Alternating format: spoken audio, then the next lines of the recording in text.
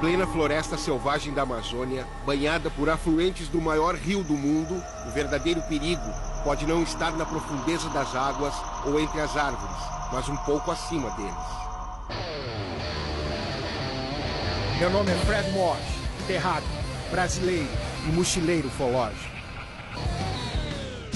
Eu e minha equipe vamos em busca de diferentes fenômenos extraterrestres.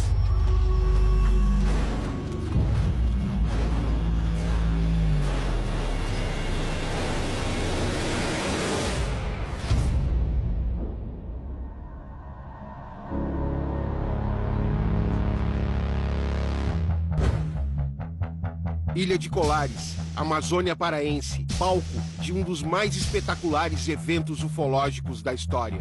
Feixes de luz que sugavam o sangue da comunidade ribeirinha no início dos anos 70. Uma operação militar secreta responsável por incríveis registros de um ataque extraterrestre jamais visto em nosso planeta.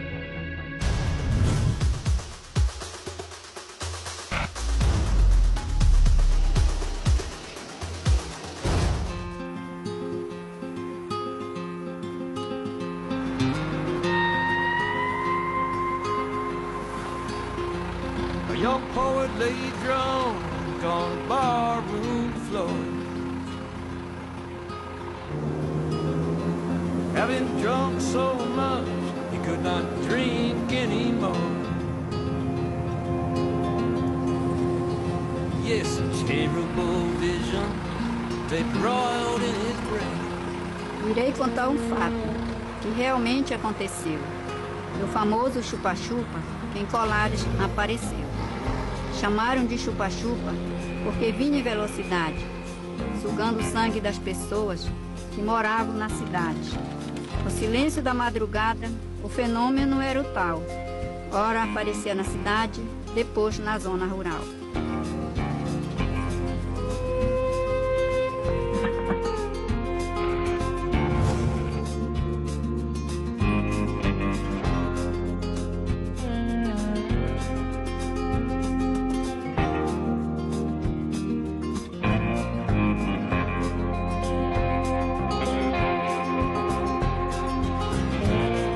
Aqui no centro de Colares, e a cidade ela é bem pequenininha, mas tem muitas coisas interessantes para se ver.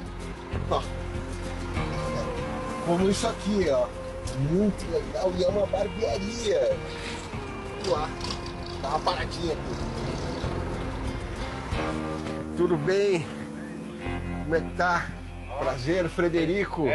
Me diz uma coisa, é tu que faz essas esculturas? Eu que faço todas essas obras por Colares, tudinho é o que faço na cidade. A minha inspiração foi mais sobre a Operação Prato, né, que veio aqui em Colares, daí nos anos 70, então eu tive essa ideia, né, transformar a minha barbearia numa imagem melhor, né, os ETs, né? Sim, eles jogam futebol, eles têm naves. Né? As pessoas gostam, sabe, chego aqui, corto o cabelo, tiro foto, né, e é bom.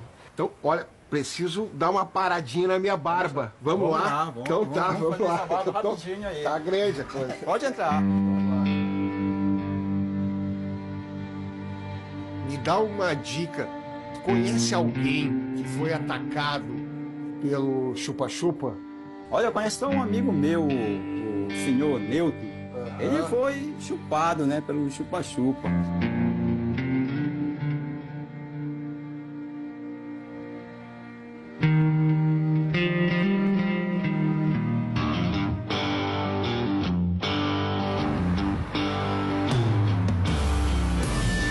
Meu esposo, na época namorado, chegou em Mocajatuba desesperado, dizendo que na cidade estava aparecendo um objeto não identificado.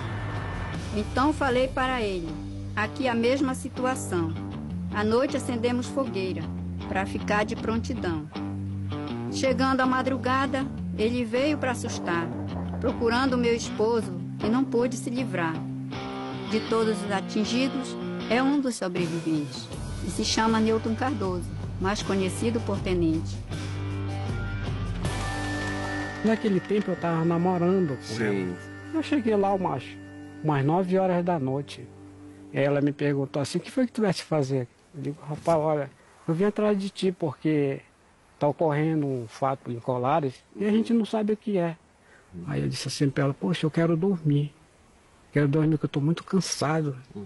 Aí ela disse assim, olha, eu vou armar a tua rede. Tá bom.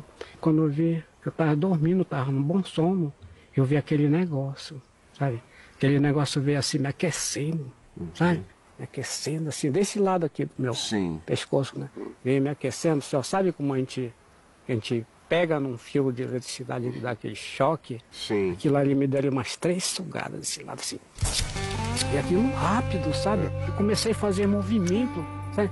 Movimento na rede pedindo socorro para ela que me ajudasse. Deitado em uma rede, ele veio lhe chupar, atingindo seu pescoço, que não podia falar. Quando vê desmaiado, comecei a gritar, chamando a dona Mita, a enfermeira do lugar. Aí ela pegou, começou a gritar, Dona Mita, vem aqui, me acuda, pelo amor de Deus. Eu ouvia malmente aquilo ali, sabe? Ela tá gritando. É que quando eu vi assim, né, me deu um salto, aí fiquei sentado na rede. Aí eu acordei a casa cheio de gente lá, sabe? Eu digo, rapaz, o que é que tá acontecendo aqui? Ela disse assim, olha, foi o chupa-chupa que te chupou, sabe? Eu digo, rapaz, nem me fala um negócio desse. Depois do acontecimento, ficou traumatizado. Dormia embaixo da mesa, com medo de ser chupado. Eu dormia debaixo de um balcão, com medo, né? Com medo, o pânico foi imenso aqui na cidade. Turistas chegam em Colares e começam a perguntar onde mora seu Newton e queremos entrevistar. Aí ficou a marca desse lado aqui. Ficou uma marca. Ficou uma marca, uma roda aqui e um furo aqui dentro. E sendo religiosa, foi difícil acreditar. Aconteceu na minha casa, acho bom recitar. A poesia do chupa-chupa, para ninguém duvidar. Sou poetisa Normalina, da Praia do Maitá.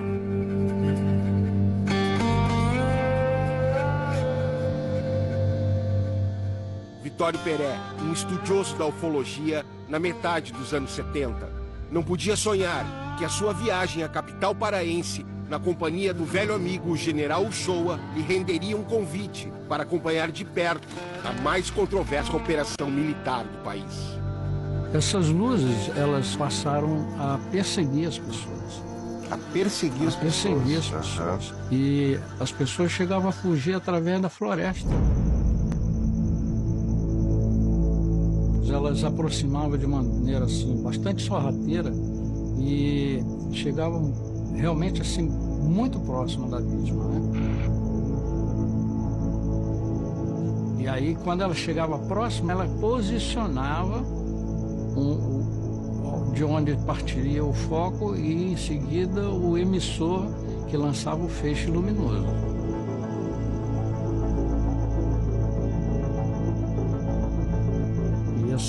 E essas luzes causavam pânico, causavam terror, um medo. E um dos fatores que mais causava medo era justamente o fato dela não causar nenhum tipo de som, ela não produzia nenhum som. Como é que era essa marca, seu Newton? Não dava nem para me olhar. Para me olhar a marca. O pessoal que viu aí, tinha a roda. Mas era uma roda? Era uma roda que era? Que tinha um furadinho. Tinha um furo. Aqui. Muitas pessoas foram atacadas e falavam que tiravam o sangue. Essas pessoas, na maioria mulheres, elas eram atingidas na região do hemitórax, né? Acima do seio esquerdo.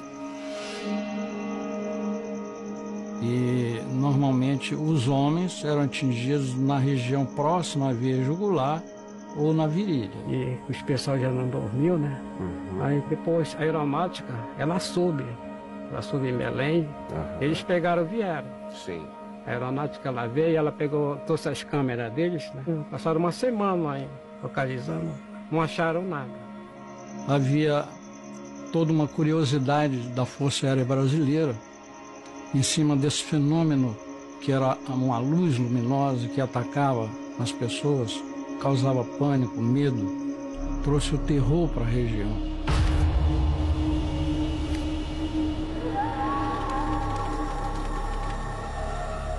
Minha atividade era exatamente segurança do Estado, tá? As coisas que envolviam comprometimento da segurança nacional. Havia uma série de relatos de pessoas que tinham sido atingidas por uma luz e que julgavam que ele estivesse sugando o sangue das pessoas. Um deles disse, olha aqui, em cima. Nós olhamos, aí o herói brasileiro tremeu nas calças. Eu olhei e tinha um disco, um troço enorme, parado em cima da gente.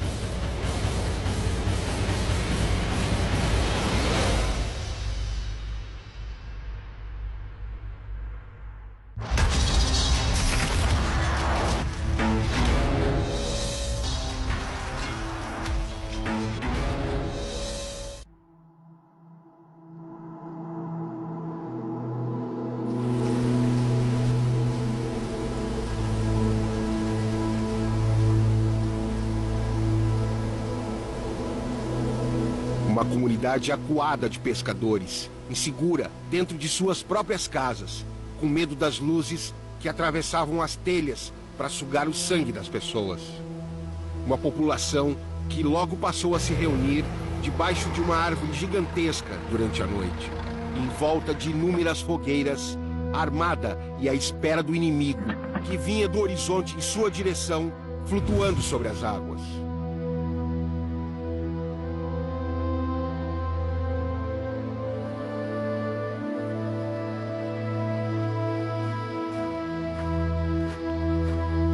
Foi aqui embaixo dessa malmeira que o grupamento do Coronel Holanda escolheu para fazer uma das primeiras vigílias aqui em Colares. Depois eles resolveram se mudar aqui para frente, que eles tinham uma visão mais privilegiada ainda da região.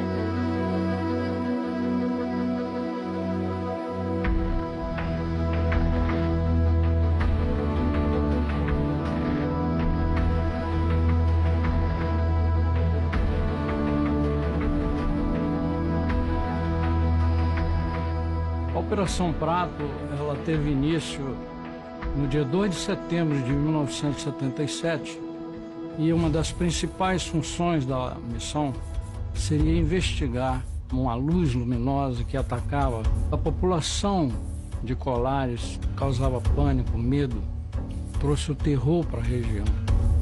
Havia toda uma curiosidade da Força Aérea Brasileira, então eles tinham que investigar a fundo o que estava provocando esse fenômeno, tinha que garantir a segurança da população.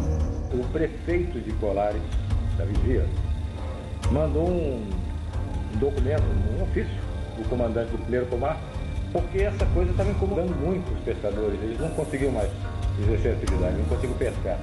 Porque os fenômenos eram aéreos, estavam ocorrendo no espaço aéreo brasileiro e cabia justamente à Força Aérea investigar. E alguns até faziam muita gozação a respeito disso. A sorte dessa Operação Prato sair é que o comandante na época tinha interesse nisso e acreditava.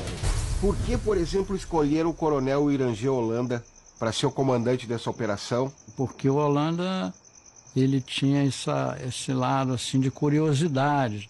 Ele, tanto é que quando foi questionado pelo brigadeiro a respeito de se ele acreditava em disco voador, ele disse que sim. Em 77, eu estava servindo em Belém, mas estava fazendo um curso em Brasília.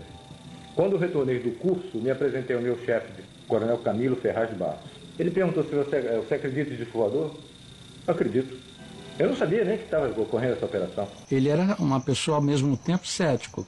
Ele acreditava, mas com o pé atrás, né? Aí ele disse, então agora você está encarregado desse caso.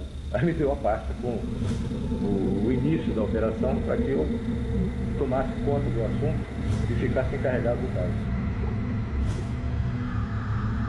Esse grupo, ele era formado de um comandante, no caso o Holanda, sim, e mais 6 sargentos. Era um grupo pequeno, 7 com ele, né? E todos tinham formação meteorológica. Justamente porque os fenômenos, em alguns momentos, pareciam ser fenômenos meteorológicos.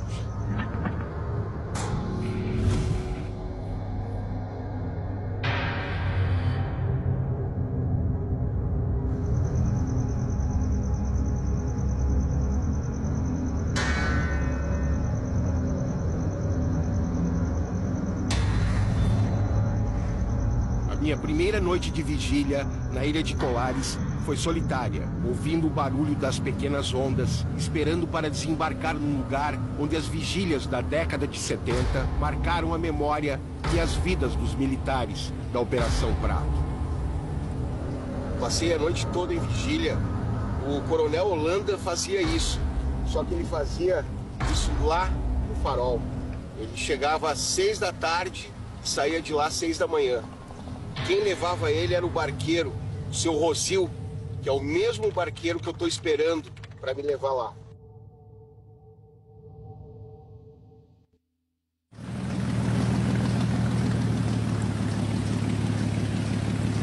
Como é que tá o senhor? Tá, tudo bem. Tudo bem? Vamos lá então? Vamos lá.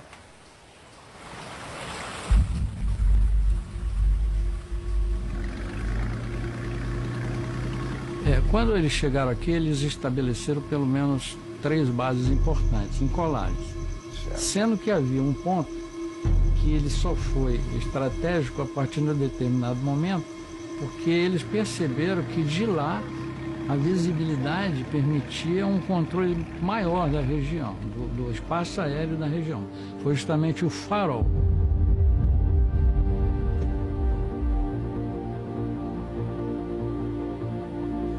Como é que eram os avistamentos? Agora eu quero que o senhor me conte como é que aconteciam as luzes, da onde é que elas vinham. As luzes, as 3 luzes, era amarela, era vermelha e alaranjada.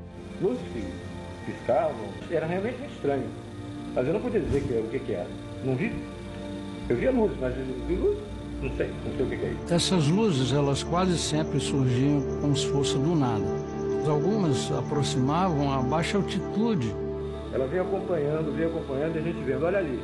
E lá daqui da Baía do Sol, mais ou menos. Da Baía do Sol. Beirando, até aqui a ponta do Machadinha. Olha lá, veio. Quando chegou na direção da ilha, ela entrou na direção de Belém. A forma de voar era uma coisa assim absolutamente incompreensível. Uma coisa que a própria física não consegue explicar. E os formatos, o senhor conseguia ver se era como se fosse um disco voador? Sem o visor, a gente enxergava só a luz. Agora, quando a gente olhava no visor, aí via o formato que tinha. Na minha mesa tinha uma lanterna, ela tinha uma tampa, um vidro fosco. Mas eu peguei um filme e coloquei ali. O objeto responsável pelos ataques, vamos dizer ataques entre aspas, sim, esses objetos tinham um único formato. Eu observei que tinha realmente um cilindrozinho. Cilíndrico, de aproximadamente 2 metros de diâmetro e 2 metros de altura. Aquilo estava impresso ali. E não estava procurando cilindro, estava procurando luz.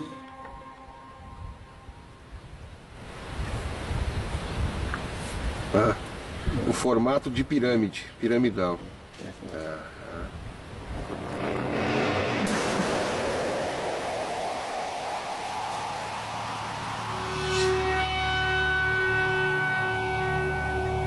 Da ponta do Machadinho, eles observaram movimentação de luzes também na área da Ilha de Mosqueiro. E indicaram inclusive um ponto específico, que foi a Baía do Sol.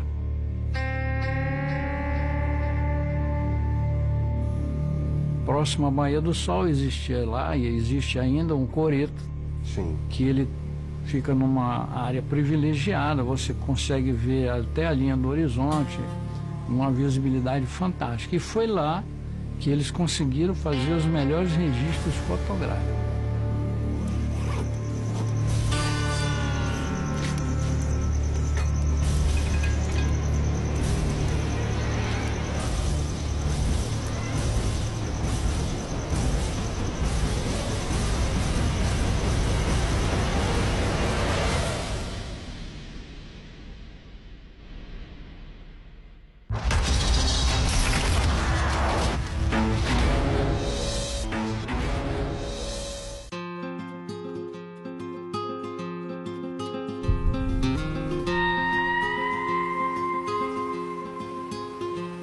A young poet lay drunk on a barroom floor.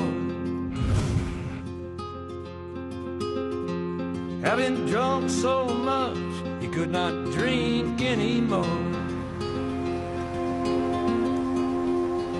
Yes, a terrible vision they broiled in his brain. He dreamed he was riding on a hell-bound train. There was an engine with murderous blood, it was damn. Em 1975, essa região era praticamente inabitada, era pura mata, né? O que estariam fazendo essas luzes aqui? No meu entender, elas vêm aqui em busca de informações genéticas, da memória genética dessas populações autóctones. Não foi difícil imaginar que ele estivesse coletando sangue para ver o que estava contido naquele sangue que pudesse danificá-los num contato necessário futuro. Às vezes, dentro de uma multidão, uma ou duas ou três pessoas são escolhidas e atingidas, e muitas vezes essas pessoas não são atingidas uma única vez. Eu exigia com ele assim, pô, coronel, será que esse negócio vai prejudicar a gente? Ele disse, não vai prejudicar não. Eu não sei o que essa luz com alta energia, o que ela podia fazer, se ela podia transportar esse material também, tá? Mas pensei que ele estivesse coletando material para se defender.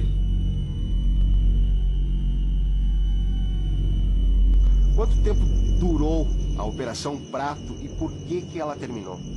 A Operação Prato ela durou de setembro a dezembro de 77. Perguntei ao Holanda, eu digo, Holanda, você acha que foi o que interrompeu a missão?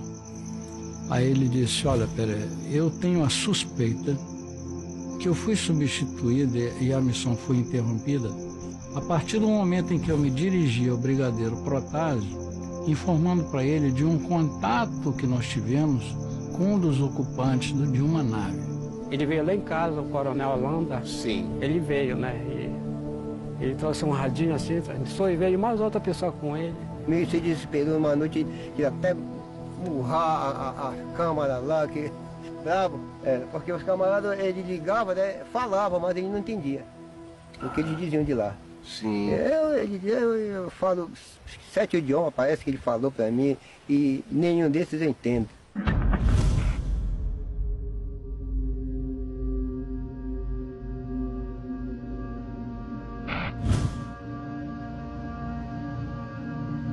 Uma grande parte desses documentos está no Arquivo Nacional de Brasília. Exatamente. Só faltaram os filmes, né?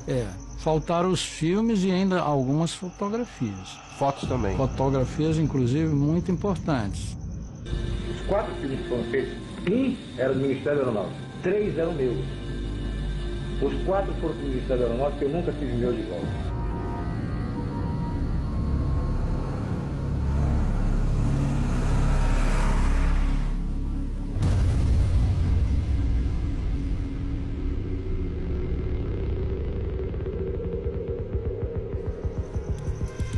Perê, a gente está aqui nessa praia cheia de mistérios, né?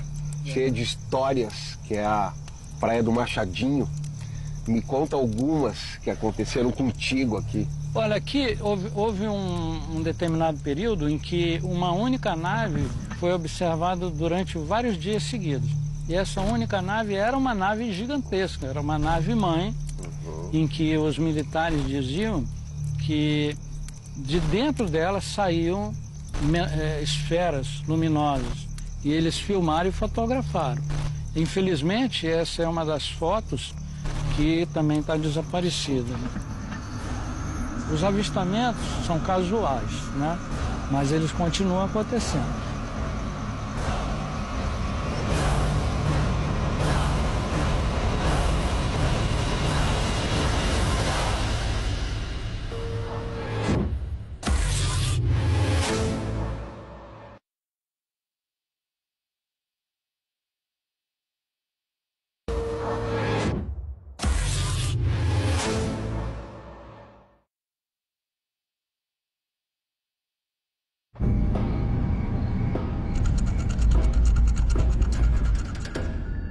busca de uma criatura que deixou uma montanha de vítimas para trás, o perigo maior pode estar na estrada para se chegar até lá.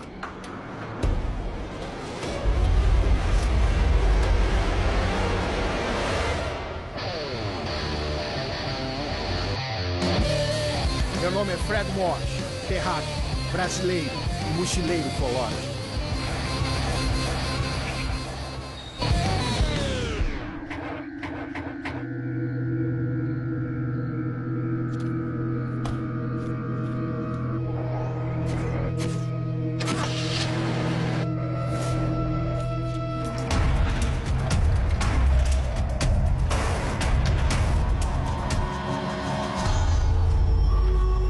Eu e minha equipe vamos colocar o pé na estrada em busca de diferentes fenômenos extraterrestres.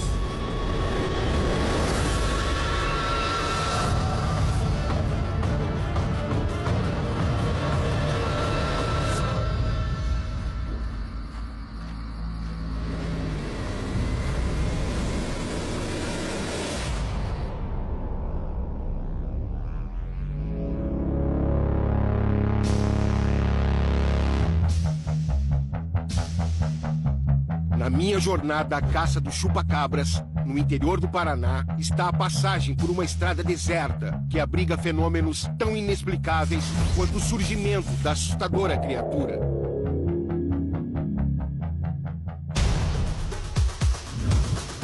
Uma estranha neblina na divisa de Santa Catarina com o Paraná, precedendo fenômenos ufológicos, além da espetacular caçada de 20 anos em busca do verdadeiro chupa-cabras.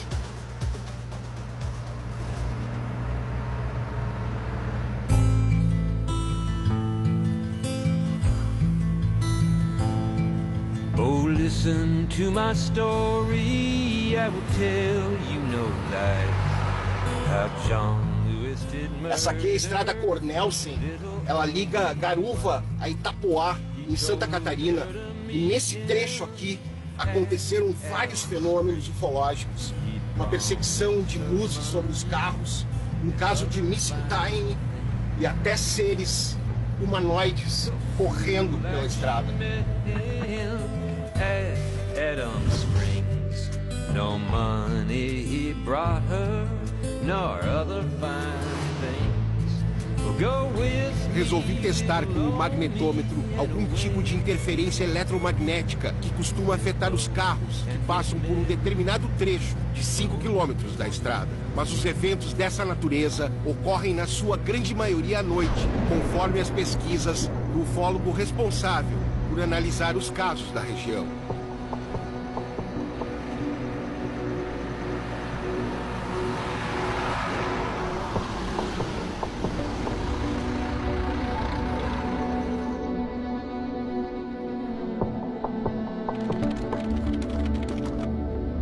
Nós temos aqui relatos de testemunhas de mais de 50 anos, né, de avistamento de objetos estranhos. Objetos esféricos, objetos em formato de charuto, objetos triangulares, esferas de luz ou objetos grandes, até do tamanho de um ônibus, entrando e saindo do mar. Mas o que mais me chama a atenção são as naves triangulares.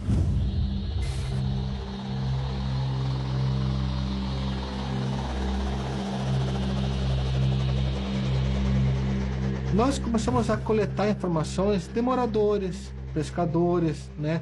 E uma coisa nos chamou a atenção. Todo mundo relatava avistamento de OVNIs, de fenômenos estranhos, de luzes, mas citavam especificamente em um determinado ponto da estrada, junto à divisa de estado.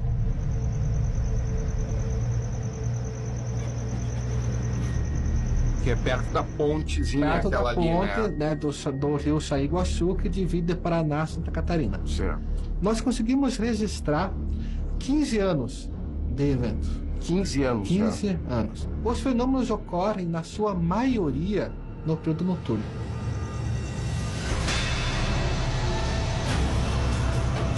Esferas luminosas e perseguem os veículos. Muitos deles sofrem de pane elétrico. rumo ao local dos ataques do chupacabra do Paraná, uma única pergunta parecia existir na minha cabeça. A estranha neblina localizada na divisa dos dois estados seria fruto do mesmo fenômeno extraterrestre? Durante nossas investigações, conhecemos uma família em Campina Grande do Sul que estava avistando objetos voadores não identificados. No dia 11 de julho, fomos convidados a participar de uma vigília e por 2 dias consecutivos filmamos um desses objetos.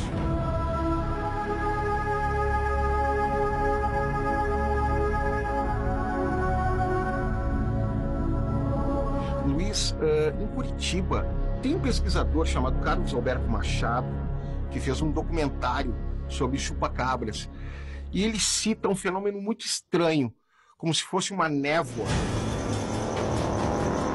Eu ouvi falar que existe também esse fenômeno ocorrendo por aqui. Sim, ocorre. Ele já foi testemunhado na BR-101, próximo ao município de Garuva, né? Na estrada que liga Garuva a Itapoá também há registros. E temos algumas testemunhas que relataram essa estranha neblina na estrada Cornélio. Essas névoas, essa neblina, né? Ela já, na maioria das vezes aqui na nossa região, ela ocorre junto da manifestação de fenômenos. Então, ou antes ou depois. Em 1997, o Brasil foi palco de estranhos ataques a animais. E o suspeito predador desses ataques foi rapidamente denominado de chupacabra. Casos similares vêm ocorrendo em países sul-americanos, estarrecendo populações, peritos e pesquisadores.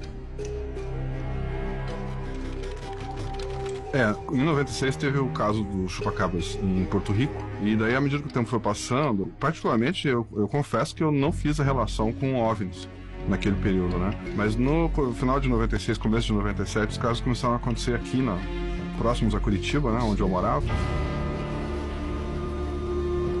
Cerca de 25 quilômetros na região Campina Grande do Sul, Quatro Barras, várias cidades pequenas, né? E aí eu pensei, eu tinha a obrigação de dar uma checada e verificar o que era, né? Bom, a princípio eu procurei a chácara que tinha aparecido na imprensa e eles não estavam permitindo acesso a nenhum investigador, nem repórter, nem nada.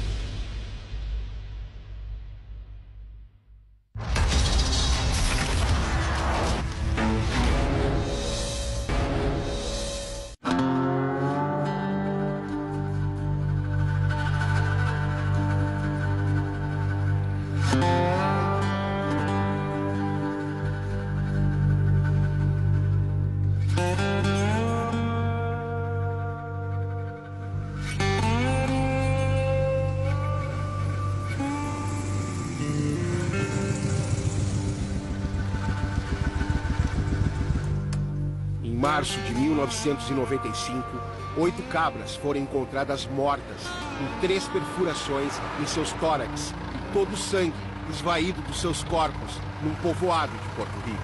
Moradores alegavam que uma estranha criatura estava ligada às mortes dos animais. Poucos meses após o primeiro ataque, o fenômeno se repetiu em países como o México, Rússia e em muitas propriedades de chacreiros do sudeste e sul do Brasil.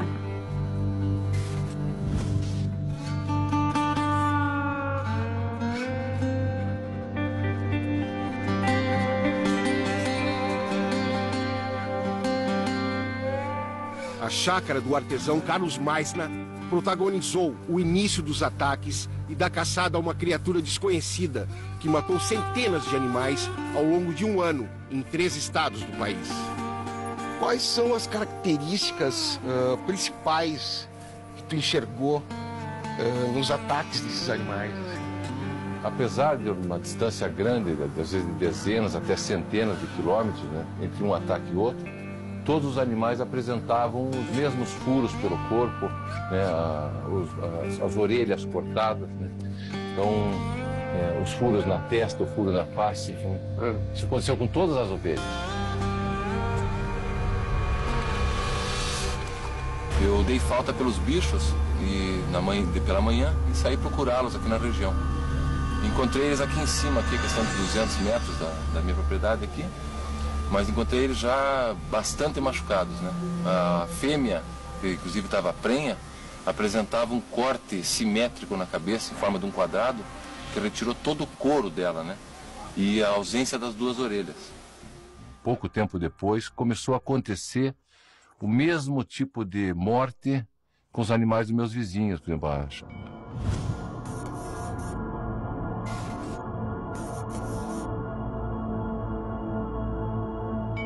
Foram, acho que umas 20 ovelhas foram mortas, né? Todas tiveram suas orelhas cortadas, né? Inclusive essas orelhas foram encontradas depois